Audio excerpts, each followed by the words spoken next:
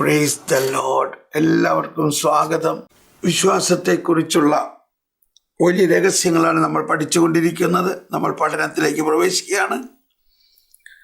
വിശ്വാസത്തിൻ്റെ സവിശേഷതകൾ, അതിൽ 153 വിശ്വാസം ഒരു കൃപാവരം എന്നത് നമ്മൾ പഠിച്ചു. അതിനുശേഷം പഠിച്ചുകൊണ്ടിരിക്കുന്നത് വിശ്വാസം ഒരു മാനുഷിക പ്രവൃത്തി എന്നതാണ്. വിശ്വാസം ഒരു മാനുഷിക പ്രവൃത്തി എന്നതാണ്. അതിൽ 155 ഖണ്ഡികയാണ് ഇപ്പോൾ നമ്മൾ പഠിക്കാൻ പോകുന്നത്. 155 വിശ്വാസം ഒരു മാനുഷിക പ്രവൃത്തി. നമ്മൾ ഇന്നലെ മനസ്സിലാക്കി വിശ്വാസം മാനുഷിക പ്രവൃത്തിയാണ്, എന്നാൽ കൃപാവരവും പരിശുദ്ധാത്മാവിൻ്റെ ആന്തരിക സഹായങ്ങളും കൂടാതെ വിശ്വസിക്കുക സാധ്യമല്ല. പരിശുദ്ധാത്മാവിൻ്റെ ആന്തരിക സഹായം, കൃപാവരം, ദൈവവുമായി ആന്തരിക ഐക്യം പ്രാപിക്കുകയും ചെയ്യുന്നത് നമ്മുടെ അന്തസ്സിന് ഒരു തരത്തിലും കോട്ടം വരുത്തുന്നില്ല. അതാണ് നമുക്കുണ്ടാകേണ്ട മാനുഷികമായ ഒരു വലിയ എളിമയാണത്. കാരണം ചിലവരെല്ലാം ഒരുപക്ഷെ നമ്മളെ പുച്ഛിക്കും. ഓ, ഫനാറ്റിക്. ഒരു ഫനാറ്റിക് എന്നുള്ളതിന് മലയാളം എനിക്ക് പെട്ടെന്ന് മനസ്സിലാവുന്നില്ല. എന്താണ് ഫനാറ്റിക്? എപ്പോഴും പള്ളിയിൽ ഇങ്ങനെ പോയിരിക്കും, ഒരു ബൈബിളും കക്ഷത്തിൽ വെച്ചിങ്ങനെ നടക്കാണ്. എന്ത് വല്ല പ്രയോജനം ഉണ്ടാവും? അപ്പം ഇങ്ങനെയൊക്കെ നമ്മളെ ആൾക്കാർ പുച്ഛിച്ച് പറയാറുണ്ട്. എന്തിനു പറയണു?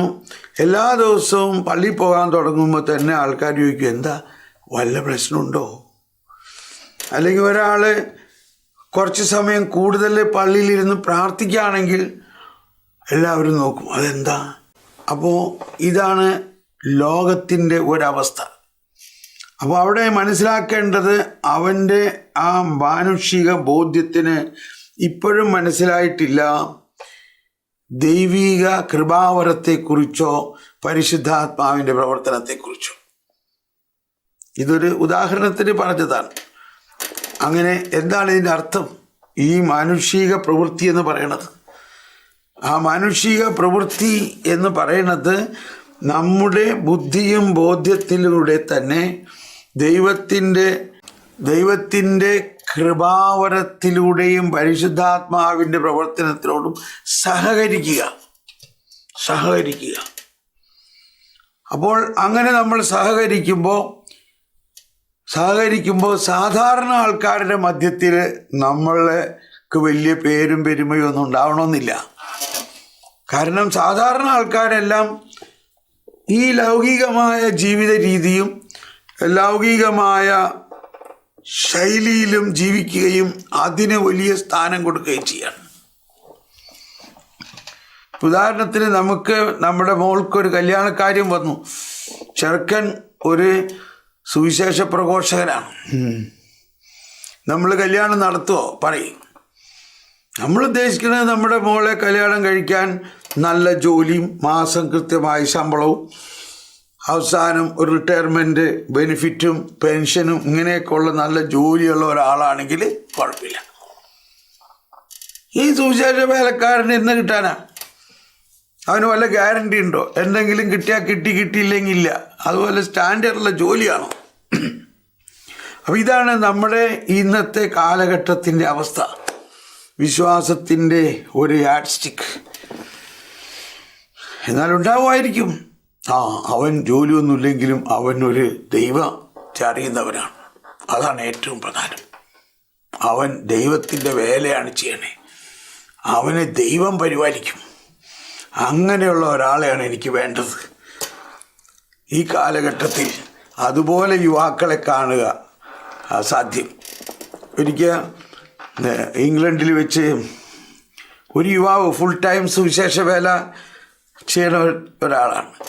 അപ്പോൾ അവനോട് എല്ലാവരും പറഞ്ഞു, നീ ഇത് നിർത്തി വല്ല ജോലിയും ചെയ്യും, നീ ഇങ്ങനെ നടന്നു കഴിഞ്ഞാൽ ശരിയാവോ? പക്ഷെ അവനോട് കർത്താവ് പറഞ്ഞു, നീ ഫുൾ ടൈം സുവിശേഷ വേല ചെയ്യണം. അപ്പോൾ ഞാൻ പല പ്രാവശ്യം അവിടെ വന്നും പോയിക്കൊണ്ടിരിക്കുന്ന സമയത്താണ്. അപ്പോൾ അവൻ എന്നോട് വന്ന് ചോദിച്ചു, ബ്രദറേ, അവനത് 24-25 വയസ്സായിട്ടുള്ളൂ. 25 വയസ്സായിട്ടുണ്ട്. എല്ലാവരും പറയണത് എന്നോട് ഇതെല്ലാം വിട്ട് എന്തെങ്കിലും ജോലി ചെയ്യാനാണ് പറഞ്ഞത്. പക്ഷെ എനിക്ക് കർത്താവിന് വേണ്ടി വേല ചെയ്യണം തന്നെ ആഗ്രഹം. അപ്പോൾ ഞാൻ പറഞ്ഞു, മോൻ പ്രാർത്ഥിക്കുക, നീ പ്രാർത്ഥിച്ച് ജ്ഞാനത്തിന് വേണ്ടി പ്രാർത്ഥിക്കുക, എന്നിട്ട് നിൻ്റെ ഹൃദയത്തിൽ കർത്താവ് പറയണത് കേൾക്ക്, എന്നിട്ട് നീ വീണ്ടും വാ എൻ്റെ അടുത്ത്. അങ്ങനെ അവനെ കുറച്ച് ദിവസം പ്രാർത്ഥിച്ചപ്പോൾ അവൻ പറയാണ്, ഹൃദയത്തിൽ കർത്താവ് പറയണത് ഇത് തന്നെയാണ്. എന്നാൽ നീ അത് തന്നെ ചെയ്തോ, നീ വിഷമിക്കണ്ട. പക്ഷെ എല്ലാവരും പറയുന്നത് ഇങ്ങനെയാണെങ്കിൽ നിനക്ക് ആര്, ഒരു ജോലി ഇല്ലാത്തവൻ എങ്ങനെ കല്യാണം കഴിക്കാൻ പറ്റും, ആര് പെണ്ണ് തരും? ഇവിടെയാണ് നിന്റെ വിശ്വാസം. അതാണ് വിശ്വാസം. മാനുഷികമായ ഒരു പ്രവൃത്തി തന്നെയാണ്, പക്ഷേ അത് ദൈവത്തിൻ്റെ പരിശുദ്ധാത്മാവിൻ്റെ പ്രവർത്തനമാണത്. നിന്നെ സൃഷ്ടിച്ചത് ദൈവമാണ്, നിന്നെ പരിപാലിക്കുന്നത് ദൈവമാണ്. ഈ സുവിശേഷം പറയാൻ ഇത്രയും ആളുകളുണ്ടായിട്ട് ആരും പോകുന്നില്ലല്ലോ. എന്തുകൊണ്ടാണ് നിനക്കത് പറയാൻ പറ്റുന്നത്? അത് നിൻ്റെ കഴിവുകൊണ്ടാണോ? അല്ല, അതും പരിശുദ്ധാത്മാവിൻ്റെ കഴിവുകൊണ്ടാണ്. തീർച്ചയായിട്ടും എനിക്ക് ഓരോ ദിവസവും ഞാൻ സുവിശേഷം പറയാൻ പോകുമ്പോൾ എനിക്കത് മനസ്സിലാവുന്നുണ്ട്, ഇത് എൻ്റെ ഒരു കഴിവല്ല. ഇപ്പോൾ നീ വിശ്വസിക്കണം, ഇതെല്ലാം കർത്താവ് തന്നെ ക്രമപ്പെടുത്തി തരും. നിനക്ക് കർത്താവ് നിനക്ക് വേണ്ടി കർത്താവ് ഒരു പെണ്ണിനെ എവിടെ ഒരുക്കി വെച്ചിട്ടുണ്ട്. ആ സമയമാകുമ്പോൾ കർത്താവ് കൊണ്ടുവരും. ഇത് കഴിഞ്ഞ് അവൻ ആ വിശ്വാസത്തിൽ സുവിശേഷ വേല ചെയ്തുകൊണ്ടിരിക്കുകയാണ്. അങ്ങനെ ചെയ്തുകൊണ്ടിരിക്കുമ്പോൾ 6 മാസം കഴിഞ്ഞപ്പോൾ ഞാൻ അവിടെ വീണ്ടും ധ്യാനം നടത്താൻ പോയപ്പോൾ ഇവൻ പറയാണ്, ബ്രദറെ, ഒരു കല്യാണാലോചന വന്നിട്ടുണ്ട്. അവള് ഒരു നേഴ്സാണ്, അവള് ഇവിടുത്തെ സിറ്റിസനാണ്. അവൾക്ക് വലിയ ജോലിയൊന്നും ഉള്ളൊരു ചെറുക്കനെ അല്ല വേണ്ടത്. അവൾക്ക് ഒരു നല്ല വിശ്വാസത്തിൽ ദൈവവുമായിട്ട് ദൈവത്തിന് വേണ്ടി എന്തെങ്കിലും ചെയ്യുന്ന ഒരാളെയാണ് വേണ്ടത്. പക്ഷേ കാരണവന്മാർ തമ്മിൽ ഇതെങ്ങനെ ഒത്തുപോകുന്നു എനിക്കറിഞ്ഞൂടാ. അപ്പോൾ ബ്രദർ ഒന്ന് സഹായിക്കണം. ഞാൻ പറഞ്ഞു, ഞാനെന്താ സഹായിക്കണ്ടേ, കർത്താവല്ലേ സഹായിക്കണ്ടേ. അപ്പോൾ അവൻ പറയാണ്, പെണ്ണ് കാണല് ഇനി ബ്രദർ എൻ്റെ കൂടെ ഉണ്ടാവണമെന്ന്. ഞാൻ പറഞ്ഞു, കർത്താവേ എടാ, അപ്പോൾ ഞാനിപ്പോൾ ഇവിടെ ഉണ്ട്. അങ്ങനെയാണെങ്കിൽ ഈ 2-3 ദിവസത്തിനിടയ്ക്ക് പെണ്ണ് കാണലിന് അവളുടെ കാരണവന്മാരോടും അവരോടും എല്ലാം, അല്ലെങ്കിൽ എങ്ങനെയാണ് വേണ്ടതെന്ന് വെച്ചാൽ അവരോട് സംസാരിക്കും, ഞാൻ ഉണ്ട് ഇവിടെ എന്ന്. അങ്ങനെ ഞാൻ എൻ്റെ സാന്നിധ്യത്തിൽ അവളുടെ പെൺകുട്ടിയുടെ മാതാപിതാക്കൾ ഇവനെ കാണാൻ വന്നു. പെണ്ണ് കാണൽ എന്ന് പറഞ്ഞാൽ അവിടെ ഇവൻ നമ്മൾ പള്ളിയുടെ അങ്കണത്തിലാണ് താമസിക്കുന്നത്, അവനും അവിടെ തന്നെ താമസിക്കുന്നത്. അപ്പോൾ അവിടേക്ക് പെണ്ണിൻ്റെ അപ്പനും അമ്മയും പെണ്ണും വന്നു. അവർ എന്നോടാണ് സംസാരം മുഴുവനും. ബ്രദർ, എങ്ങനെ ഇവൻ ജീവിക്കും? അപ്പോൾ ഞാൻ എൻ്റെ ജീവിതമെല്ലാം പറഞ്ഞു കൊടുത്തു കഴിഞ്ഞപ്പോൾ അവർക്ക് ഭയങ്കര സന്തോഷമായി. അങ്ങനെ അവർ ആ കല്യാണം നടന്നു. അങ്ങനെ അവൻ ഇപ്പോഴും സുവിശേഷ വേല ചെയ്യണു. ഞാൻ പറയുന്നത്, ഈ കാലഘട്ടത്തിൻ്റെ ഏറ്റവും വലിയ ഒരു കഷ്ണം, നമ്മൾ എന്തെല്ലാം വിശ്വാസമാണെങ്കിലും കാര്യത്തോടടുക്കുമ്പോൾ നമ്മുടെ വിശ്വാസത്തിൻ്റെയൊക്കെ ഒരു മാറ്റ് വരച്ച് നോക്കണ സംഭവങ്ങൾ വരുമ്പോഴാണ് ഇതിൻ്റെ പ്രശ്നം വരുന്നത്. ഇപ്പോൾ ഞാനൊരു സുവിശേഷ വേലക്കാരനാകണമെന്നാണ് ദൈവം ആഗ്രഹിക്കുന്നതെങ്കിൽ അത് തന്നെ ആയില്ലെങ്കിൽ നമ്മുടെ ജീവിതം വിജയിക്കില്ല. ഇംഗ്ലീഷിൽ ഇങ്ങനെ ഒരു ചൊല്ലുണ്ട്, you cannot be a round plug in a square hole, അല്ലെങ്കിൽ you cannot be a square plug in a round hole. അതായത് നിനക്ക് ഒരു ചേരുമ്പടി ചേരുന്ന ഒരു സാഹചര്യത്തിലല്ലേ നിനക്ക് ജീവിക്കാൻ പറ്റുള്ളൂ. അപ്പോൾ ദൈവമാണ് നമ്മളെ സൃഷ്ടിച്ചിരിക്കുന്നത്, ദൈവമാണ് നമ്മളെ പരിപാലിക്കുന്നത്, ദൈവമാണ് എല്ലാ വരദാനങ്ങളും നമുക്ക് നൽകിയിരിക്കുന്നത്. അത് ദൈവത്തിന് വേണ്ടിയാണ്. അങ്ങനെ ദൈവം നമ്മളെക്കുറിച്ചൊരു പ്ലാനും പദ്ധതിയും ചെയ്തിട്ടുണ്ട്. നമ്മൾ നമ്മുടെ കുടുംബത്തിലും നമ്മുടെ മക്കളിലും ആ പദ്ധതിക്ക് വിട്ടുകൊടുത്തുകൊണ്ട് അവരെ അതനുസരിച്ച് വളർത്താൻ നമ്മുടെ ബുദ്ധിയും നമ്മുടെ ബോധ്യത്തിനും ദൈവത്തിൻ്റെ കൃപാവരവുമായിട്ട് ഒരുമിക്കണം. ഇതെല്ലാം ദൈവം തന്നെ ചെയ്യുന്നതെങ്കിലും നമ്മുടെ ബുദ്ധിയും ബോധ്യത്തിലും അത് സ്വീകരിച്ചാൽ മാത്രമേ അത് നടക്കുകയുള്ളൂ. അതാണ് വിശ്വാസം ഒരു മാനുഷിക പ്രവൃത്തി എന്ന് പറയുന്നതിൻ്റെ ഒരു ഉദാഹരണമാണ് ഞാൻ പറഞ്ഞത്. ഇതിൽ ഞാൻ നിങ്ങളാരെയും വിഷമിപ്പിക്കാനല്ല പറഞ്ഞത്, ഒരു പരമാർത്ഥമാണ് പറഞ്ഞത്. വിശ്വാസം വളരണമെങ്കിൽ ദൈവം നമ്മളെക്കുറിച്ച് എന്താണ് പദ്ധതി ചെയ്തിരിക്കുന്നതെന്നും ദൈവത്തിൻ്റെ കൃപാവരത്തിലും പരിശുദ്ധാത്മാവിലൂടെയും മാത്രമാണ് അത് നടക്കുന്നത്. എന്നാൽ അതിന് മനുഷ്യൻ സഹകരിക്കണം. അവൻ്റെ ബുദ്ധിയോടെയും അവൻ്റെ മനസ്സോടെയും അവൻ അതിന് സഹകരിച്ചാൽ മാത്രമേ വിജയിക്കുള്ളൂ. അതാണ് ഇനി അടുത്ത 155 ഇനി വരാൻ പോകുന്ന ഭാഗം കുറച്ച് കഠിനമാണ്. ഇതേമാതിരി കഠിനമാണ്. ഏതേപോലെ നമ്മുടെ മോളെ കല്യാണം കഴിക്കാൻ ഒരു സുവിശേഷ വേലക്കാരനെ കൊണ്ട് നമ്മൾ സമ്മതിക്കുമോ? ഒന്ന് ചിന്തിച്ചോളൂ. അതുപോലെ കഠിനമാണ്. ഒരു സുവിശേഷ വേലക്കാരനാണ്, ഒരു വചനപ്രഘോഷകനാണ് ഒരു മണവാളനായിട്ട് വരാൻ പോകുന്നതെങ്കിൽ നിങ്ങളിൽ എത്ര പേര് അത് സമ്മതിക്കും? അവിടെ വിശ്വാസത്തിൻ്റെ പ്രത്യുത്തരം നമ്മുടെ ബുദ്ധിയിലും ബോധ്യത്തിലും പരിശുദ്ധാത്മാവിലൂടെ നമുക്ക് സാധിക്കണതിൻ്റെ ഒരു ചെറിയ ഉദാഹരണം ഞാൻ പറഞ്ഞെന്നുള്ളൂ കേട്ടോ. ഇനി അടുത്തത് 155 ഖണ്ഡിക. വിശ്വാസത്തിൽ മനുഷ്യബുദ്ധിയും മനസ്സും ദൈവകൃപയോട് സഹകരിക്കുന്നു. വിശ്വാസത്തിൽ മനുഷ്യബുദ്ധിയും മനസ്സും ദൈവകൃപയോട് സഹകരിക്കുന്നു. Praise the Lord. അതാണ്. അപ്പോൾ ദൈവകൃപ മനുഷ്യബുദ്ധിക്ക് കോൺഫ്ലിക്റ്റ് അല്ല തരുന്നത്. ദൈവത്തിൻ്റെ കൃപയും പരിശുദ്ധാത്മാവും വിശ്വാസത്തിൽ മനുഷ്യബുദ്ധിയും മനസ്സും തമ്മിൽ ഒന്നിക്കുന്നു. അതാണ്. ശ്രദ്ധിക്കണം ഒരിക്കൽ കൂടി. വളരെ പ്രധാനപ്പെട്ട ഒരു ചെറിയ പാരഗ്രാഫാണ്. വിശ്വാസത്തിൽ മനുഷ്യബുദ്ധിയും മനസ്സും, അതാണ് വിശ്വാസത്തിൻ്റെ ഒരു പ്രവർത്തനം. മനുഷ്യബുദ്ധിയും മനസ്സും ദൈവകൃപയോടെ സഹകരിക്കുന്നു. അപ്പോൾ വീണ്ടും ഞാൻ അതിലേക്ക് പോവുകയാണ്. ഒരാൾ സുവിശേഷ പ്രഘോഷണത്തിന് തീഷ്ണതയോടെ ഇറങ്ങുന്നു.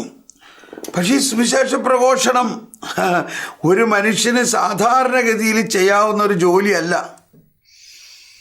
അത് ദൈവത്തിൻ്റെ കൃപാവരത്തിലൂടെയും പരിശുദ്ധാത്മാവിൻ്റെ പ്രവർത്തനത്തിലൂടെ മാത്രമേ ചെയ്യാൻ പറ്റുള്ളൂ. വീണ്ടും ഞാൻ അതിലേക്ക് വരാൻ എനിക്കറിയാവുന്ന പലരോടും, അപ്പോൾ അവരുടെ കാരണന്മാർ, ബ്രദർ അവനോടൊന്ന് പറയാം, അവരിതൊക്കെ വിട്ടിട്ട് വല്ല ജോലി ചെയ്യാനായിട്ട്. ഞാൻ പറഞ്ഞു, നിങ്ങൾ മനസ്സിലാക്കണം, അവൻ ഇത് ചെയ്യണത് അവൻ്റെ സ്വന്തം കഴിവിലൂടെ അല്ല. അതൊക്കെ പറഞ്ഞാൽ എങ്ങനെ ശരിയാവണത്? അവനിങ്ങനെ ചുമ്മാ ബൈബിളും കക്ഷത്തിൽ വെച്ച് ഒരു ഉപദേശിയായിട്ട് നടന്ന കാര്യം നടക്കുമോ? അവൻ്റെ ഭാവി നോക്കട്ടെ. മനസ്സിലാക്കുക. അപ്പോഴും ഞാൻ പറഞ്ഞു, അവനൊരു മദ്യപാനിയായിട്ടോ അവൻ എന്തെങ്കിലും കഞ്ചാവ് അടിച്ച് നടത്തിയിരുന്നെങ്കിലത്തെ അവസ്ഥ എന്തായിരുന്നു? അപ്പോൾ ഉത്തരവൊന്നുമില്ല. അപ്പോൾ അങ്ങനെ മദ്യപാനി കഞ്ചാവ് അടിച്ച് നടന്ന ഒരാളെ, ഒരു യുവാവിനെ, അവൻ കർത്താവിൻ്റെ പരിപാലനയുടെ ഒരു ഭാഗമാണ്. ഒരു അച്ഛൻ എൻ്റെ ധ്യാനം കൂടാൻ വരുമ്പോൾ വഴിയറിഞ്ഞില്ല ആ ധ്യാന സ്ഥലത്തേക്ക് വരാൻ. യൂറോപ്പിലത്തെ നടന്നൊരു സംഭവമാണ്. അപ്പോൾ അദ്ദേഹം ഇവൻ്റെ വീട്ടുകാരോട് പറഞ്ഞു, അവനൊന്ന് എൻ്റെ കൂടെ അയക്കുമോ? എനിക്കിങ്ങനെ ഈ തോമസ് പോൾ ബ്രദർ എന്ന് പറഞ്ഞ ഒരാളുടെ ധ്യാനം ജർമ്മനിയിലുണ്ട്, അവിടെ വരെ പോകാൻ എനിക്ക് വഴിയറിയില്ല, ഇവനെ ഒന്ന് എൻ്റെ കൂടെ അയക്കുമെന്ന് ചോദിച്ചു. അവർ പറഞ്ഞു, അവൻ വെറുതെ നടക്കാമല്ലേ, അവനെ കൊണ്ടുപോയിക്കോ. അവനല്ലെങ്കിലും ഈ രാത്രിയിൽ പാട്ടും പാടിയൊക്കെ നടക്കണം. അങ്ങനെ അവനുമായിട്ട് അച്ഛൻ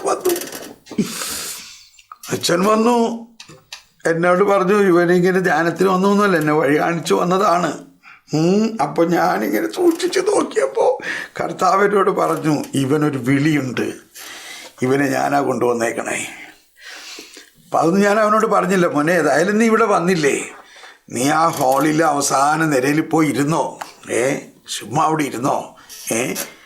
ഞാൻ ഇതൊക്കെ പറയുമ്പോൾ ചിലപ്പോൾ എന്തെങ്കിലുമൊക്കെ മനസ്സിലായേക്കും. എന്നിട്ട് മനസ്സിലായില്ലെങ്കിൽ നീ പോയിക്കോളൂ, അല്ലെങ്കിൽ വേറെ എവിടെയെങ്കിലും പുറത്തിറങ്ങി കളിക്കാൻ എന്തെങ്കിലുമൊക്കെ ചെയ്തോ. പക്ഷേ അവൻ സമ്മതിച്ചു. അവനങ്ങനെ ഇരുന്നു. അവനിരുന്നിട്ട് അവൻ നിന്ന് എണിക്കാൻ പറ്റണില്ല. പിന്നെ പരിശുദ്ധാത്മാവ് അവനെ അങ്ങ് പിടിച്ചിരുത്തി. അത് കഴിഞ്ഞ് 5 ദിവസത്തെ ധ്യാനമായിരുന്നു. 5 ദിവസവും അവൻ അവിടെ ഇരുന്നു. അവനൊന്നും മനസ്സിലാവുന്നില്ലെങ്കിലും അവനവിടെ നിന്ന് എണീറ്റ് പോകാൻ പറ്റണില്ല. അത് കഴിഞ്ഞ് 5 ദിവസം കഴിഞ്ഞപ്പോൾ കർത്താവ് എന്നോട് പറയാണ്, അച്ഛൻ പോയിക്കോട്ടെ, അവനോട് ഇവിടെ ഒരാഴ്ചയും കൂടി നിൽക്കാൻ പറയാൻ. ഷൂ. അപ്പോൾ ഈസ്റ്റർ കഴിഞ്ഞിട്ടുള്ള ദിവസങ്ങളായിരുന്നു അത്. ഈസ്റ്റർ കഴിഞ്ഞിട്ടുള്ള ആദ്യത്തെ ആഴ്ചയായിരുന്നു ധ്യാനം. അവനാകെ പറഞ്ഞു, അയ്യോ എനിക്ക് പറ്റില്ല, എനിക്കിരിക്കാൻ പറ്റില്ല, ഞാൻ പോണം, എനിക്കിവിടെ നിൽക്കാൻ പറ്റില്ല. അപ്പോൾ അവിടെ ഉണ്ടായിരുന്ന ഒരു സിസ്റ്ററിൻ്റെ അടുത്ത് പോയി പറഞ്ഞിങ്ങനെ, തോമസ് പോൾ ബ്രദർ പറയാണ്, എന്നോട് ഇവിടെ ഒരാഴ്ചയും കൂടി നിൽക്കാൻ പറയാണ്, കർത്താവ് പറഞ്ഞു എന്ന് പറയാണ്. കർത്താവ് അങ്ങനെയൊക്കെ പറയൂ. അപ്പോൾ ആ സിസ്റ്റർ പറഞ്ഞു, എടാ മോനെ, ബ്രദർ പറഞ്ഞെങ്കിൽ നീ അങ്ങനെ തന്നെ ചെയ്യണം, നീ കർത്താവ് പറഞ്ഞതാണെങ്കിൽ ചെയ്യണം. നീ എങ്ങനെ അറിയും കർത്താവ് പറഞ്ഞത്? അപ്പോൾ ഈ സിസ്റ്റർ അവനോട് പറഞ്ഞു, ഞങ്ങളൊക്കെ ചിലപ്പോൾ ഇങ്ങനെ കർത്താവേ നീ പറഞ്ഞതാണെന്ന് ഞങ്ങൾക്ക് മനസ്സിലാക്കി തരാൻ ബൈബിളിലൊരു വചനം തരണേ എന്നൊക്കെ പറഞ്ഞ് ബൈബിൾ തുറന്നാൽ ചിലപ്പോഴൊക്കെ മനസ്സിലാകാറുണ്ടെന്ന് പറഞ്ഞു. നീ അങ്ങനെ ഒന്ന് പ്രാർത്ഥിച്ചിട്ട് ബൈബിളൊന്ന് തുറന്ന് നോക്കി. ബൈബിളിൽ തുറന്നാൽ അതിനകത്ത് കൂടെ കർത്താവ് സംസാരിക്കുമോ? പിന്നെ ബൈബിളിലെ വചനം മുഴുവനും കർത്താവ് സംസാരിക്കണതല്ലേ. ഇവനാകെ പരാക്രമമായി. ഇവൻ എന്നിട്ട് ചാപ്പലിൽ പോയിട്ട് അവിടെ ഇരുന്ന ബൈബിൾ എടുത്തുകൊണ്ട് പേടിച്ച് പ്രാർത്ഥിച്ച്, കർത്താവേ ഇത് കർത്താവാണ് സംസാരിക്കണമെങ്കിൽ എനിക്ക് അതിന് പറ്റിയൊരു വചനം തരണേ എന്നൊക്കെ പറഞ്ഞ് അവനത് തുറന്നപ്പോൾ അപ്പസ്തോല പ്രവർത്തനത്തിലെ ഒരു വചനമാണ് കിട്ടിയത്. ആ വചനം ഇങ്ങനെയാണ് എഴുതിയിരിക്കുന്നത്. ഈസ്റ്റർ കഴിഞ്ഞ് ഒരാഴ്ച കഴിഞ്ഞു, അതിനുശേഷം വീണ്ടും ഒരാഴ്ച കൂടി അവിടെ അവർ തങ്ങി. ഇത് കേട്ടിട്ട് അവനങ്ങ് നിന്ന് വിറയ്ക്കാൻ തുടങ്ങി. എന്നിട്ട് ഇവൻ സിസ്റ്ററിനെ കൊണ്ട് കണ്ടു, ഇത്രയും കൃത്യമായിട്ട് കർത്താവ് സംസാരിക്കണം, അതുകൊണ്ട് മോൻ ഇവിടെ തന്നെ നിന്നോ. അങ്ങനെ അവൻ അവിടെ നിന്നു. ആ ധ്യാനത്തിൽ അവൻ ആകെ മാറി. അവൻ്റെ മദ്യപാനം മാറി, അവൻ്റെ എല്ലാവിധ ഇതുകളും മാറി. അവൻ ശക്തമായ ഒരു സുവിശേഷകനായിട്ട് മാറി. അവനിന്ന് വലിയൊരാളാണ്. പേരിപ്പോൾ ഞാൻ പറയണേ. അപ്പം വിശ്വാസത്തിൽ മനുഷ്യബുദ്ധിയും മനസ്സും ദൈവകൃപയോട് സഹകരിക്കും. മനസ്സിലായെന്ന് തോന്നുന്നു. അല്ല, ഇതെങ്ങനെ എക്സ്പ്ലെയിൻ ചെയ്യണമെന്ന് എനിക്ക് വളരെയധികം ചിന്തിച്ചു. പക്ഷേ ഇപ്പം ഇതിലൂടെ ഒരുപക്ഷെ നമ്മൾക്ക് മനസ്സിലായി കാണും. അപ്പോൾ മനുഷ്യബുദ്ധിയും മനസ്സിനെയും ചലിപ്പിക്കുന്നതും ദൈവത്തിൻ്റെ കൃപയാണ്. ദൈവം ആകസ്മികമായി ഇപ്പോൾ ഈ മകനെ കർത്താവ് എങ്ങനെ അവിടേക്ക് കൂട്ടിക്കൊണ്ടുവന്നു. അവൻ്റെ ജീവിതം ഇന്ന് അതിമനോഹരമായ വലിയ ഒരു വിജയമായതിൻ്റെ ആരംഭമാണ് കണ്ടത്. അവൻ അല്പം പോലും ചിന്തിച്ചിട്ടേ ഇല്ല അതൊന്നും. പക്ഷെ കർത്താവ് വഴി നടത്തും. അതാണ് പരിശുദ്ധാത്മാവും കർത്താവിൻ്റെ പ്രവർത്തനം. എനിക്ക് ഒരു പെട്ടി കാസറ്റ്, 20 കാസറ്റ് മസ്കറ്റിൽ വെച്ച് ഫാദർ റൂഫസും ജെയിംസ് ഡിസൂസ് അച്ഛന്മാർ നടത്തിയ ധ്യാനത്തിൻ്റെ കാസറ്റ് അവിടെ അന്ന് അവർ ആ ധ്യാനം 16 ദിവസത്തെ ധ്യാനമായിരുന്നു. ഈവനിങ്സിൽ മാത്രം 16 ഈവനിങ്സ്, 90 മിനിറ്റ്സിൻ്റെ കാസറ്റ് അവിടെ അത് റെക്കോർഡ് ചെയ്തതിൻ്റെ സെറ്റിങ് അവിടെ ഉണ്ടായിരുന്ന ഒരാൾ നാട്ടിലേക്ക് കൊടുത്തു വിട്ടു. അതെൻ്റെ ഒരു ആൻറ്റിയാണ്, മേരി ജോൺ മണവാളൻ. അപ്പോൾ എൻ്റെ ഈ സുവിശേഷം പഠനത്തിലേക്കുള്ള തീഷ്ണത കണ്ടപ്പോൾ അവർ ഈ പെട്ടി കാസറ്റ് എനിക്ക് തന്നു. ഇത് മോൻ കേക്ക് എന്ന് പറഞ്ഞു. എനിക്കൊരു വലിയ നിധി കിട്ടിയ പോലെയായിരുന്നു. ആ കാലഘട്ടത്തിൽ ഇങ്ങനെ കാസറ്റേ ഇല്ലായിരുന്നു, ഒരു പ്രഘോഷത്തിന് കാസറ്റ് ഇല്ലായിരുന്നു. ഞാൻ രാവും പകലും ഇത് കേൾക്കാൻ തുടങ്ങി. അങ്ങനെയാണ് ഒരിക്കൽ ഒരു ട്രെയിൻ യാത്രയിൽ മുഴുവൻ സമയം ഇത് കേൾക്കാമെന്ന് വിചാരിച്ചു. അങ്ങനെ നീണ്ട ഒരു ട്രെയിൻ യാത്ര, 36 മണിക്കൂറിൻ്റെ ട്രെയിൻ യാത്രയിൽ ഞാനിത് മുഴുവനും കേൾക്കാൻ തീരുമാനിച്ചു. ആ മുഴുവനും ഒറ്റയടിക്കിരുന്ന് കേട്ടപ്പോഴാണ് പരിശുദ്ധാത്മാവ് എന്നിലങ്ങ് കത്തി. ഭാഷാപരത്തിലും പ്രവചനത്തിലും എല്ലാം ട്രെയിനിൽ വെച്ച് തന്നെ വലിയ അഭിഷേകം കണ്ടു. ഇത് വല്ല പ്ലാൻ ചെയ്താണോ, വല്ല ധ്യാന കേന്ദ്രത്തിലാണോ, പള്ളിയിലാണോ? ഒന്നുമല്ല. മഹാനഗരി എക്സ്പ്രസ്സിൽ ജനങ്ങളുടെ മധ്യത്തിലകത്ത്. അപ്പോൾ ദൈവത്തിൻ്റെ പ്രവർത്തനം പ്രകൃത്യാതീതമാണ്, നമ്മുടെ ബുദ്ധിയും ബോധ്യത്തിലേക്കും അപ്പുറത്താണ്. എങ്കിലും അതിൻ്റെ അവസാനം എന്നോട് കർത്താവ് ചോദിക്കുകയാണ്, നീ എനിക്ക് വേണ്ടി പോകാമോ? ആരെനിക്കായി പോകും? ആരെനിക്കായി പോകും? വിളവോ വളരെ, വേലക്കാർ ചുരുക്കം. എനിക്കൊന്നും മനസ്സിലാവുന്നില്ല. ഞാൻ എന്ത് ചെയ്യണം? ഞാൻ ഇന്നേ വരെ ഈ സുവിശേഷം പ്രഘോഷിക്കുക ഒന്നും ആരോടും ചിന്തിച്ചിട്ട് പോലുമില്ല. പക്ഷെ എന്നോട് ചോദിക്കുകയാണ്, ആരെനിക്കായി പോകും? വിളവോ വളരെ, വേലക്കാർ ചുരുക്കം. ഈ ഉത്തരേന്ത്യ മുഴുവൻ എന്നെ കാണിച്ചു തരികയാണ്. അപ്പോൾ എൻ്റെ ഹൃദയത്തിൽ നിന്നും പരിശുദ്ധാത്മാവല്ലാണ്ട് ആരാ എന്നെ പ്രചോദിപ്പിക്കുക? പറയാണ്, ഞാൻ പോകാം. അതോടെ വലിയ ഒരു ആണപൊട്ടി ഒഴുകുന്ന അഭിഷേകമാണ് ഉണ്ടായത് എനിക്ക്. ആണപൊട്ടി ഒഴുകുന്ന അഭിഷേകം. അന്ന് തന്നെ ആ ട്രെയിനിൽ വെച്ച് തന്നെ സുവിശേഷ പ്രഘോഷം ആരംഭിച്ചു. അത് കഴിഞ്ഞ് ഞാൻ ആ അഭിഷേകത്തിൻ്റെ ജ്വലനത്തിലിരിക്കുമ്പോൾ ഒരാൾ വന്ന് ചോദിക്കുകയാണ്, അരേ ഭായി സാബ് ആപ്കോ ക്യാ ഹോ ഗയാ? നിങ്ങൾക്ക് എന്ത് പറ്റി? കാരണം ഈ ഭാഷാപുരത്തിലെ കൊച്ചയിൽ സ്തുതിക്കാനെന്ന് കണ്ടപ്പോൾ ഇയാൾ വിചാരിച്ച എന്തോ അസുഖമായി. പക്ഷെ ശാന്തമായിട്ടിരിക്കാൻ കണ്ടപ്പോൾ പൊന്നൊന്ന് ചോദിച്ച്. അപ്പോൾ ഞാൻ പറഞ്ഞു, എനിക്ക് ഒന്നും പറ്റിയില്ല, എനിക്ക് യേശുക്രിസ്തുവിൻ്റെ ഒരു അനുഭവം ഉണ്ടായി, ഈസാ മസീഹ് അനുഭവമായി. അപ്പോൾ ഒരാൾ പുറവശം ചോദിക്കുകയാണ്. അപ്പോൾ ഇയാൾ ചോദിക്കുകയാണ്, ഓ കോനെ ഓ ക്യാ ഹേ ഈസാ മസീഹ് ക്യാ ഹോത്താ ഹേ? ഈസാ മസീഹ് എന്ന് പറഞ്ഞാൽ ആരാണ്, എന്താണ്? അപ്പോൾ അയാളുടെ പുറകുവശത്ത് നിന്ന് ഒരാൾ പറയാണ്, അരെ ഓ തോ ഈസായിയൊക്കെ ഭഗവാനേ, അത് യേശു ക്രിസ്തു ഈസാ മസീഹ് എന്ന് പറയുന്നത് ഈ ക്രിസ്ത്യാനികളുടെ ദൈവമാണ്, നിനക്കതിനെന്ത് സംബന്ധം? നീങ്ങി മാറണം എന്നും പറഞ്ഞ് അവനെ പിടിച്ചുകൊണ്ട് പോകാം. അപ്പോൾ എനിക്ക് സമ്മതിക്കാൻ പറ്റുമോ? ഞാൻ ഉടനെ അവനോട് പറഞ്ഞ്, അരേ ഐസാ മത് ബോലോ, നീ അങ്ങനെ പറയല്ലേ, ട്രെയിനിലാണെന്ന് ഓർക്കണം, നീ അങ്ങനെ പറയല്ലേ. ഈസാ മസീഹ് ക്രിസ്ത്യാനികളുടെ ഒരു പ്രൈവറ്റ് പ്രോപ്പർട്ടി ഒന്നുമല്ല. എനിക്കപ്പോൾ തോന്നി, ഇതെന്ത് സംഭവിക്കണം? ഞാനിതൊക്കെ പറയാൻ ആരാ? ഞാനങ്ങ് പറഞ്ഞു കൊടുക്കാണ്, ഈശോ മിശിഹ ക്രിസ്ത്യാനികളുടെ ഒരു പ്രൈവറ്റ് പ്രോപ്പർട്ടി ഒന്നുമല്ല. ഈശോ മിശിഹ വന്നപ്പോൾ ഒറ്റ ക്രിസ്ത്യാനി ഉണ്ടായില്ല. ईसा मसीह जब आया तब कोई भी ईसाई नहीं था. ഈസാ മസീഹ് ജന്മ ഹുവാ തോ കോയി ക്രിസ്ത്യാനി നഹീ താ. ഈസാ മസീഹ് മരിച്ചപ്പോഴൊരു ക്രിസ്ത്യാനി ഉണ്ടായില്ല. നിനക്കറിയോ, യേശു ക്രിസ്തു സകല മനുഷ്യർക്കും വേണ്ടിയാണ് വന്നത്, എല്ലാ ജാതി മതസ്ഥർക്കും വേണ്ടിയാണ് വന്നത് എന്ന് പറഞ്ഞുകൊണ്ട് ഞാനങ്ങ് പറയാൻ തുടങ്ങി. 45 മിനിറ്റ് നേരം ഹിന്ദിയിൽ കണ്ടോ, എന്നിൽ അടഞ്ഞു കിടന്ന ആ അഭിഷേകം തുറന്നു. അപ്പോൾ വിശ്വാസത്തിൻ്റെ പ്രത്യുത്തരത്തിലാണ് കാര്യം ഇരിക്കുന്നത്. ദൈവം നമ്മൾ ഓരോരുത്തരിലും വിശ്വാസത്തിൻ്റെ വലിയ അനുഗ്രഹങ്ങൾ നൽകിയിട്ടുണ്ട്. അത് പ്രവർത്തിക്കാതിരിക്കുന്നതിൻ്റെ കാരണം നമ്മൾ നമ്മുടെ ബുദ്ധിയും ബോധ്യവും അതിനനുസരിച്ച് വിട്ടുകൊടുക്കുന്നില്ല. നമ്മൾ വേറെ കാൽക്കുലേഷനിൽ നിൽക്കുകയാണ്. നമ്മുടെ ബുദ്ധിയും ബോധ്യവും അതിനനുസരിച്ച് വിട്ടുകൊടുക്കുന്നില്ല. അതാണ് വിശ്വാസത്തിൽ മനുഷ്യ ബുദ്ധിയും മനസ്സും ദൈവകൃപയോട് സഹകരിക്കുന്നു. കൃത്യമായോ ഇല്ലയോ? ഇങ്ങനെ ഒരു സഹകരണം വന്നതുകൊണ്ടല്ലേ. മറിച്ച് അവിടെ വെച്ച് എനിക്ക് പറയായിരുന്നു, എനിക്കിതൊന്നും ചെയ്യാൻ പറ്റുമെന്നില്ല, ഞാൻ ഈ ജോലിയാണ്, ഒരുപാട് റെസ്പോൺസിബിലിറ്റി ഉണ്ട്, എനിക്ക് ആ ജോലി ചെയ്യാൻ ഈ ജോലി ചെയ്യാനുണ്ട്, ഞാൻ വലിയൊരു എൻജിനീയറിങ് കമ്പനി നടത്തുന്നു, എൻ്റെ കൂടെ വർക്കേഴ്സ് ഉണ്ട്, ഇത്ര കോൺട്രാക്റ്റുകളുണ്ട്, ഇതെല്ലാം കൃത്യമായിട്ട് ചെയ്തു കൊടുക്കേണ്ട ഉത്തരവാദിത്വത്തിലാണ് ഞാൻ. അതുകൊണ്ട് കർത്താവേ വേറെ ആരെങ്കിലും നോക്ക്. എങ്കിൽ ഞാൻ ഇന്നും അത് തന്നെ ചെയ്തുകൊണ്ടിരുന്നേനെ, അല്ലെങ്കിൽ എൻ്റെ ജീവിതം വേറെ എന്തെങ്കിലും ആയേനെ.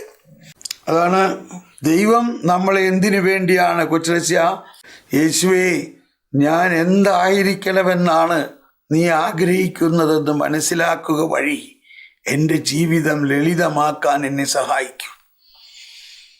ശരിക്കും ആ വ്യക്തിയായി തീരാൻ എന്നെ സഹായിക്കും. അപ്പോൾ ആ കാലഘട്ടങ്ങളിൽ ഞാൻ വലിയ എൻജിനീയറിങ് കമ്പനിയും വലിയ കാര്യങ്ങളാണ് ചെയ്തുകൊണ്ടിരിക്കുന്നത്. എനിക്ക് വലിയ ഒരു കമ്പനി ഉണ്ടാക്കണം, അതിൻ്റെ ഷെയർ മാർക്കറ്റിൽ ഉണ്ടാക്കണം, വലിയ ആളാകണം, ഇങ്ങനെയൊക്കെ ഉള്ളതായിരുന്നു. അതെല്ലാം പോയി, സാവധാനം അതെല്ലാം പോയി. ഞാൻ വേറെ ഒരു ലളിതമായ ജീവിതത്തിലായി മാറി, ഒരു സുവിശേഷ വേലക്കാരനായിട്ട് മാറി. Price the Lord, price the Lord, price the Lord. വീണ്ടും 155 ഖണ്ഡികയിലേക്ക് വരാം. വിശ്വാസത്തിൽ മനുഷ്യബുദ്ധിയും മനസ്സും ദൈവകൃപയോട് സഹകരിക്കുന്നു. ഇപ്പോൾ വിശ്വാസമുണ്ട്, നമ്മൾ പള്ളിയിൽ പോകുന്നുണ്ട്, കുർബാനയ്ക്ക് പോകുന്നുണ്ട്, പ്രാർത്ഥന എത്തിക്കുന്നുണ്ട്. ഇത് മാത്രം ഉണ്ടായതുകൊണ്ട് വിശ്വാസം വർദ്ധിക്കില്ല. ദൈവകൃപ, ദൈവം നമ്മളെ ഏൽപ്പിച്ചിരിക്കുന്ന ചില കാര്യങ്ങൾ, ദൈവത്തിൻ്റെ സ്വരം കേൾക്കുകയും ദൈവം നമ്മളോട് എല്ലാവരോടും സംസാരിക്കുന്നുണ്ട്. എല്ലാവരോടും ഞാൻ പറയുകയാണ്, എല്ലാവരോടും. കാരണം ദൈവത്തിന് യാതൊരു പക്ഷപാതവുമില്ല. നമ്മളെല്ലാവരും ദൈവത്തിൻ്റെ ഓമന മക്കളാണ്, ഓമന മക്കളാണ്. ദൈവം നമ്മളെല്ലാവരോടും സംസാരിക്കുന്നുണ്ട്. പക്ഷെ അത് കേൾക്കാനും, അത് കേട്ടാൽ അതിനനുസരിച്ച് പ്രത്യുത്തരം കൊടുക്കാനും നമ്മൾ കഴിഞ്ഞാൽ മാത്രമേ നമ്മളുടെ വിശ്വാസം വർദ്ധിക്കുകയുള്ളൂ.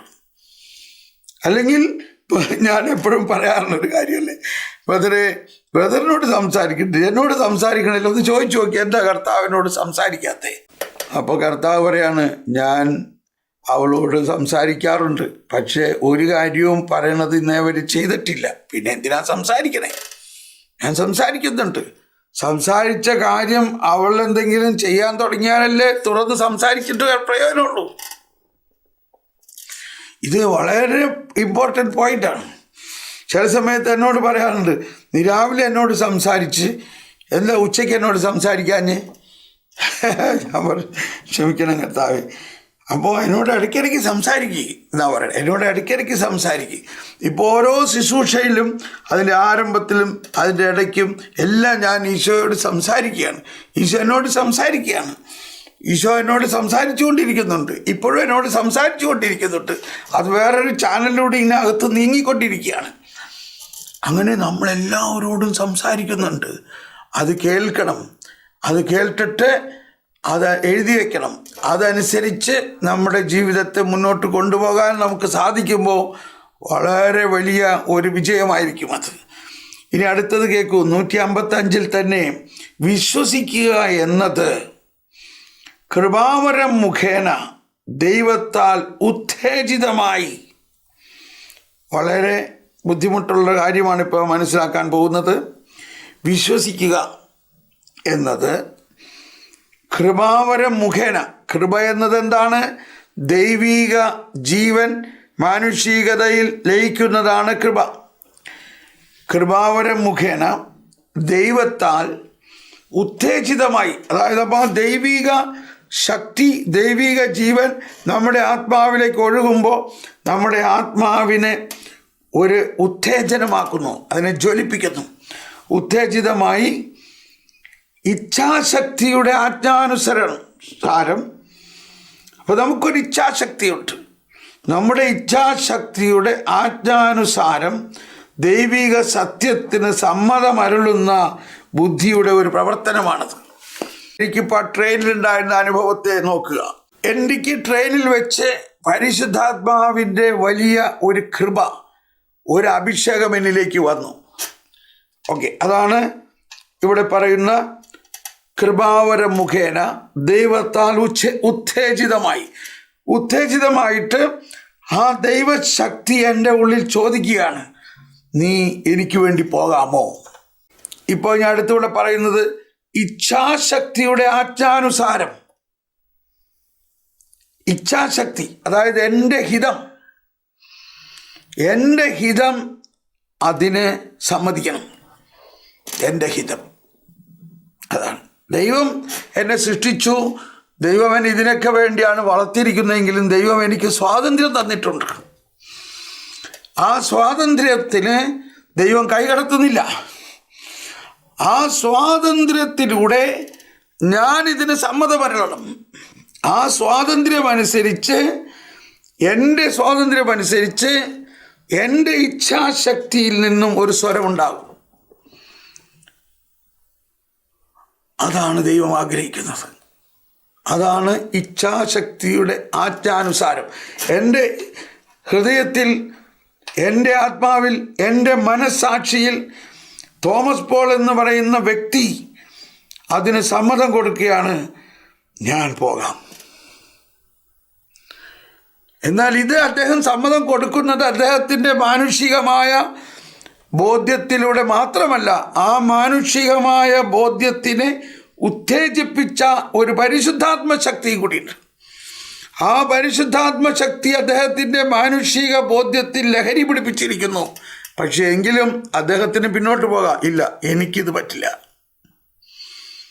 എനിക്ക് വേറെ കാര്യമുണ്ട്. അതാണ് സുവിശേഷത്തിൽ ഈശോ പലരെയും വിളിച്ചു. ഒരാൾ വിളിച്ചപ്പോൾ അയാൾ പറഞ്ഞു, ഇല്ല, എനിക്ക് അപ്പനെ ശവമടക്കാനുണ്ട്. അപ്പോഴും കർത്താവ് പറഞ്ഞു, അത് മറ്റുള്ളവർ അടക്കിക്കോളും, നീ ഇപ്പോൾ സുവിശേഷ വേലയ്ക്ക് വായോ. എന്തിനാ അങ്ങനെ പറയണത്? അപ്പനെ ശവമടക്കുക, അപ്പൻ്റെ ശവസംസ്കാരം നടത്തുക എന്നത് ഒരു വ്യക്തിയെ സംബന്ധിച്ച വലിയൊരു ഉത്തരവാദിത്വമാണ്. പക്ഷേ കർത്താവ് അരുളി ചെയ്തിരുന്നതിൻ്റെ അർത്ഥം അതിനേക്കാൾ ഉത്തരവാദിത്വമാണ് നീ സുവിശേഷ വേല ചെയ്യുക എന്നുള്ളത്. അതിനേക്കാൾ ഉത്തരവാദിത്വമാണ് നീ അനേകം ആത്മാക്കളെ രക്ഷിക്കുന്നതിന് വേല ചെയ്യുക. എന്നാൽ ഇങ്ങനെ പറഞ്ഞൂടെ, എന്നാൽ ഇന്ന് പോയിട്ട് നീ ശവസംസ്കാരം നടത്തിയിട്ട് നാളെ വായോ? ഇല്ല, ഇന്ന് നീ ഇതിന് പോകണം എന്നത് അർജൻറ്റാണ്. അതിനൊരു അർജൻസി ഉണ്ട്. എന്നിട്ട് അടുത്തൊരാളെ പറഞ്ഞു. അപ്പോൾ അവൻ പറഞ്ഞു, എനിക്ക് ഇത്രയേറെ കാളേനെ വാങ്ങിച്ചിട്ടുണ്ട്, അതിനെ നടത്തിക്കാൻ പോകണം. എന്നിട്ട് അവസാനം കർത്താവ് പറഞ്ഞെന്താ കണ്ടോ, കലപ്പയിൽ കൈവച്ച് തിരിഞ്ഞു നോക്കുന്നവൻ ദൈവരാജ്യത്തിന് അർഹനല്ല. അതായത് ഒരു വിശ്വാസി ദൈവരാജ്യത്തിന് വേണ്ടി വിളിക്കപ്പെട്ടവനാണ്. അവൻ കലപ്പയിൽ കൈവച്ചിട്ട് തിരിഞ്ഞു നോക്കുന്നവൻ ദൈവരാജ്യത്തിന് അർഹനല്ല എന്ന് പറഞ്ഞാൽ, അപ്പോൾ ആ കലപ്പയിൽ കൈവച്ചുകൊണ്ട് ദൈവം വിളിച്ച വിളിയെ ഒരുവൻ ഉപേക്ഷിക്കുകയാണെങ്കിൽ അവൻ ആ ദൈവരാജ്യത്തിൻ്റെ സന്തോഷമോ ആനന്ദമോ ശക്തിയോ അവൻ അനുഭവിക്കാൻ പറ്റില്ല. അവൻ ദൈവം വിളിച്ച ആ വിളിക്ക് പ്രത്യുത്തരം നൽകിയാൽ മാത്രമേ സാധിക്കുകയുള്ളൂ. അപ്പോൾ ശ്രദ്ധിക്കുക, വിശ്വസിക്കുക എന്നത് കൃപാവരം മുഖേന ദൈവത്താൽ ഉത്തേജിതമായി. അപ്പോൾ എൻ്റെ കാര്യം നോക്കൂ, പരിശുദ്ധാത്മാവ് എന്നിൽ നിറഞ്ഞു, എൻ്റെ ഹൃദയത്തിൽ ജ്വലിക്കുന്നു, ദൈവത്താൽ ഉത്തേജിതമായി. എൻ്റെ ഉള്ളിൽ പരിശുദ്ധാത്മാവ് സംസാരിക്കുകയാണ്, ആരെനിക്കായി പോകും? ഈശോ പറയുകയാണ്, വിളവ് വളരെ വേലക്കാൾ ചുരുക്കം, നീ എനിക്കായി പോകാമോ? പക്ഷേ എൻ്റെ ഇച്ഛാശക്തി ആദ്യം പറയുകയാണ്, ഇതെന്തീ പറയണത്? ഞാൻ ഇന്നേ വരെ അങ്ങനെ ഒന്നും ചെയ്തിട്ടില്ലല്ലോ, ഞാൻ ആരോടും സുവിശേഷം പ്രഘോഷിച്ചിട്ടില്ലല്ലോ, എനിക്ക് അതിനൊരു ട്രെയിനിങ് ഇല്ലല്ലോ, ഞാനൊരു എൻജിനീയറിങ് ജോലിയിൽ വിദഗ്ധനായിട്ട് നടക്കുന്ന ഒരാളാണല്ലോ, വളരെ നന്നായിട്ട് ചെയ്തുകൊണ്ടിരിക്കുന്നതാണല്ലോ, ഞാനിതൊക്കെ ചെയ്യണോ? പക്ഷേ എൻ്റെ ഹൃദയത്തിൽ വീണ്ടും ദൈവസ്വരം വരികയാണ്, ആരെനിക്കായി പോകും? വിളവ് വളരെ വേലക്കാർ ചുരുക്കം, നീ പോകാമോ? അപ്പോൾ എൻ്റെ ഉള്ളിൽ നിന്നും, എൻ്റെ ഇച്ഛയിൽ, എൻ്റെ ബോധ്യത്തിൽ, എൻ്റെ മാനുഷിക മനസ്സിൽ നിന്നും ഒരു ശബ്ദം, ഞാൻ പോകാം. അതാണ് ഇച്ഛാശക്തിയുടെ ആജ്ഞാനുസാരം ദൈവിക സത്യത്തിന് സമ്മതമരുളുന്ന ബുദ്ധിയുടെ ഒരു പ്രവർത്തനമാണത്. ഇത് ഞാൻ ഇന്ന് വായിച്ചിട്ട് ദൈവമേ ഇത് എങ്ങനെ എക്സ്പ്ലെയിൻ ചെയ്യുമെന്ന് ഞാൻ ചിന്തിച്ചിരിക്കുകയായിരുന്നു. അപ്പോൾ കർത്താവ് പറഞ്ഞു, നീ അവിടെ ഇരിക്കുമ്പോൾ ഞാൻ പറഞ്ഞോളാം. അങ്ങനെ ഓരോരുത്തരിലും പരിശുദ്ധാത്മാവ് ഒരു വിളി തന്നിട്ടുണ്ട്, വിശ്വാസത്തിൻ്റെ ഒരു ജ്വലനമുണ്ട്. അതിന് നമ്മൾ പ്രത്യുത്തരം കൊടുക്കുന്നത് നമ്മുടെ ബുദ്ധിയുടെയും നമ്മുടെ മനസ്സിൻ്റെയും പ്രവൃത്തിയാണ്. അപ്പോൾ ആ മനസ്സും ബുദ്ധിയും പരിശുദ്ധാത്മാവിലൂടെ പ്രചോദിക്കപ്പെട്ട് പ്രത്യുത്തരം കൊടുക്കുമ്പോൾ നമ്മുടെ ജീവിതം വളരെ വിജയകരമാകും. എങ്കിലേ സഭ പണിതുയർത്തപ്പെടുകയുള്ളൂ. എങ്കിലേ ക്രിസ്തുവിൻ്റെ ശരീരം പണിതുയർത്തപ്പെടാൻ സാധിക്കുകയുള്ളൂ. എങ്കിലേ ഈ ലോകത്തിൻ്റെ നയിക്കൽ ക്രിസ്തു ദൈവരാജ്യത്തിൻ്റെ നയിക്കലാകുള്ളൂ. അവസാനം പീലാത്തോസിൻ്റെ മുമ്പിൽ നിന്ന് ഈശോ എന്താ പറഞ്ഞത്? എൻ്റെ രാജ്യം ഐഹികമല്ല. നീ രാജാവാണോ? അതെ, ഞാൻ അതിനു വേണ്ടിയാണ് ജനിച്ചത്. ഞാൻ വന്നിരിക്കുന്നത് അതിനു വേണ്ടിയാണ്. പക്ഷേ ഏത് രാജ്യമാണ്? പീലാത്തോസിൻ്റെയോ ഹെറോദേസിൻ്റെയോ പോലെയുള്ള രാജ്യത്വമല്ല, സ്വർഗീയമായ ഒരു രാജ്യത്വം. ആ സ്വർഗീയമായ രാജ്യത്തിൻ്റെ 1 പത്രോസ് 5:6. താങ്ക് യു കുര്യൻ ജോസഫ് സാറേ. ആ വചനം ഇതാണ്: നിങ്ങൾ എളിമയോടെ, ശക്തമായ കരത്തിൻ കീഴിൽ എളിമയോടെ നിൽക്കുക. Thank you. Price the Lord. Thank you. എല്ലാവർക്കും നന്ദി.